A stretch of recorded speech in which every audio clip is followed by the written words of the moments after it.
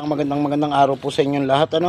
Ngayon po kung kayo po ay maka-engkwentro ng ganito, gaya ng yan pinapagawa natin, ay yan po ay pinapalis natin yung putik, kasi yan po ay tambak lang. Nung umulan po ay naging putik siya, kailangan po nating alisin yan dahil po yan ay bababa, dahil ito po ay dadaanan ng truck, yan po yung pinaka-importante sa lahat, kailangan po nating tanggalin ng putik.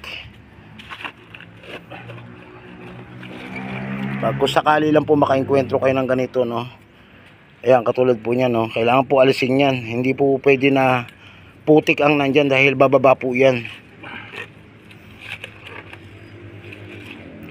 Sa tapat po ng hinukay, yan po ialisin natin, yung putik mismo ang naging putik nung dahil sa pagkakaulan na malakas. Yan, papalitan po natin yan ng mga malalaking bato para siguradong tumungtong din yung ating biga doon.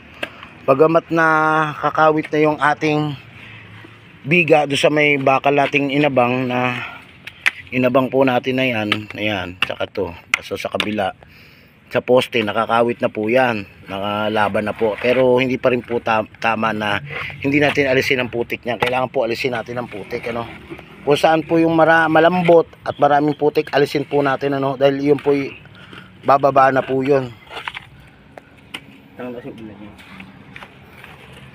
Ayan, at po kinakalkal na ni Michelangelo. Wala ka ba shoutout? Wala akong shoutout.